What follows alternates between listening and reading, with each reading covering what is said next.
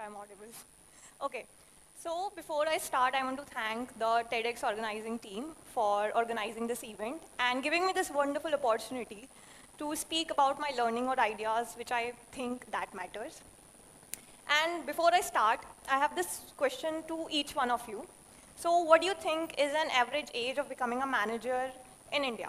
Anyone, please speak up. I hope you're not dizzy already to get to the lunch. Anyone? Yeah, kuch to something. Random number, huh?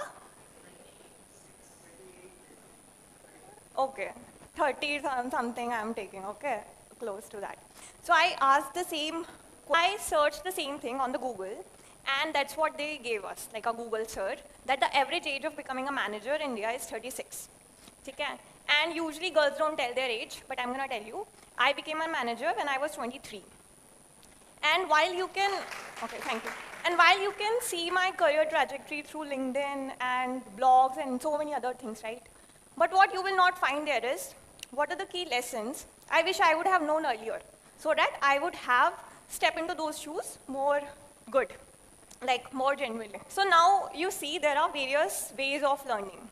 Sometimes we learn through listening, sometimes we learn through visuals. But my main learning was through something as called as experimental learning, where you actually do the things and experience things. Sometimes you stumble, and mostly you reflect. So I want to share something. So when I was dealing, so I was very fortunate. I was working with CTO, CXO, all the C-suite, all the managing director, and even developers, analysts, consultant, everybody in between. But what I stumbled through is that how do I effectively communicate to each one of them? Because it was like playing an orchestra, and I don't know how to play each violin.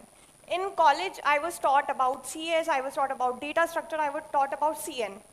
But no one told me that how I have to effectively communicate. So think about it. Can I tell about a project delay to a CEO who merely have 2 minutes for me in a day, and to a developer who is actually working on a solution? No, right? I mean, I have to be more respectful to the CEO time. So I struggled a lot, and this was my biggest challenge, that how do I effectively communicate my message to the stakeholders? And with a lot of learning and doing trial and errors, I come up with a framework, which I call it as plot. So this is the plot which I thought it's gonna work for me. So P is precision oriented, L is logical thinker, O is on the go, and T is team player. So let's start with P. That is precision oriented. So imagine you enter a conference room, you have a meeting at 9, and your CEO is sitting on the table, everything is perfectly aligned, the laptop is opened at 90 degrees, the coffee is brewing at 165 degrees Fahrenheit, and everything is at place. And exactly at 8:59, your CEO looks up and expects you to present something. So this is the world of precision oriented. They want everything to be precisely done with time. So how do we effectively communicate with them? So these are my fundas which I actually generally work upon, that you provide concrete facts. You just don't say that you're gonna deliver this project roughly by Q2. You say, at this date, at this time, I will going to complete this project. Then keep your commitments. If you have said the deadline that you're gonna deliver so and so time, you need to keep it. For them, it's like if you are not 15 minutes early to the meeting, you are already late. So, and next thing, you have to be organized. They'll judge you how you have placed your workplace. If you are not organized, your pen stand is not accurate, your laptop is not clean, they will judge you. I mean, like, to be honest, they will judge you. Like, if you're not organized, you are not good enough. Then you need to increase your efficiency. So I'll tell you one incident. When I was in IT Bombay, I don't recall the course name, but there was an exercise which we were asked to do, that you have to summarize a long paragraph into 10 words. And I was like, how can you summarize every essence of the paragraph into 10 words? But this was an exercise. It was quite hard for us to do that, but it was very efficient. Later, when on my career, I understood that it was a very vital part. So you need to increase your efficiency. If you can deliver the same message in 10 words, you don't have to utilize your 20 words. In the same way, if you can deliver the meeting essence in 20 minutes, you don't have to invest 45 minutes. So that's their rule. Then you have to take ownership.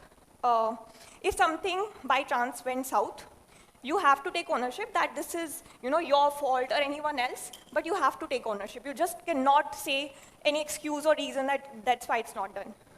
Then you have to build up punctuality. As I stated already, that if you are not on time, and if you're not already before time, you are late for them. Then the last one is defined role and responsibility, because they think if you have clear responsibilities, you will have clear expectations. So these are the, I would say, the traits in which you have to follow if you want to get into good picture for them. Then the logical thinker is, have you ever seen a person who is always asking, what's the evidence? What's the reason you're doing it? They would usually create a flow chart of every activity you're gonna do. So that's the world of logical thinker. And to effectively communicate with them, you need to provide rationale or logic behind an event or request. You just cannot say, yeah, I'm doing this activity without any data. So you need to provide data before your reasoning. Then you need to explain the theory or principles behind an idea. That is the why you are doing it. They want the decision tree, why you have concluded to this kind of XYZ answer. Then you have to cut to the chase, because they don't want to beat around the bush. They want answers that why you are doing that. So basically, it's like they're not seeking answers. They are seeking understanding. So these are the logic behind them. And then you have to avoid bureaucracy and time-wasting paperwork. They are not into that at all. Then you need to share new insights to solve a complex problem, because they entertain some interesting tasks, not mundane tasks. And then the last, if possible, share technical details and complexity, because most of the stakeholders, which I have labeled them as logical thinker, would appreciate if I would have given them reasoning.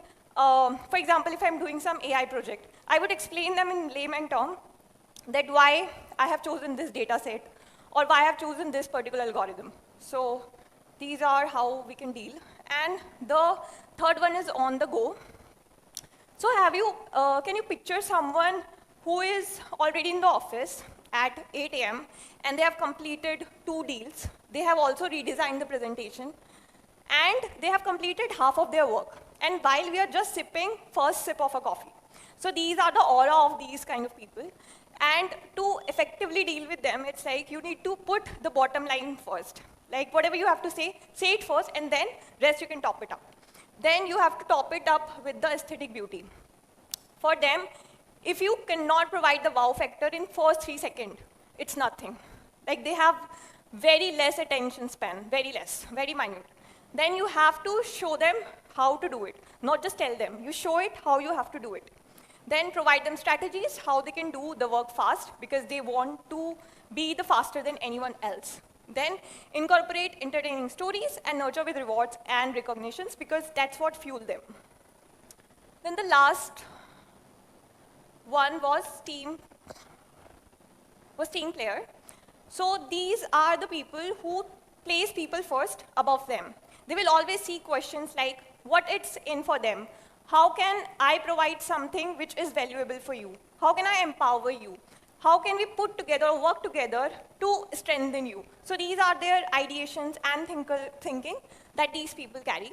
And to effectively communicate with them, also the one traits which they have is that they would respond to email very quickly, because they value other time, they value other people's emotions and sentiments.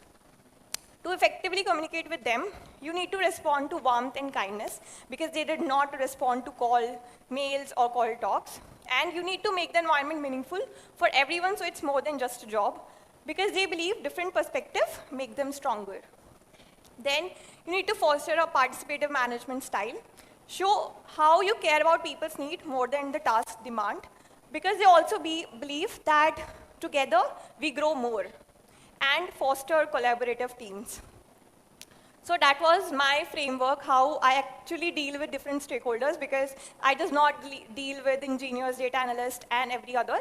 But everything in between I have to deal, I have to communicate, I have to respect their responsibility, priorities, and also time. So we need to manage all the things. And rest, you can connect with me here on the LinkedIn TopMate, and I recently started a YouTube channel to actually help students in their career and everything which I feel is genuinely important to everybody in their career. So I usually share it here. So we can connect here. And last, I would like to say that To get the best out in the organization or in the team, we need to understand the traits of each kind of stakeholders, and then only we can bring the best out of our team. And at last, I want to thank each one of you for giving the attention and time, and most importantly, the impact which you are going to create once you leave this room. So thanks a lot.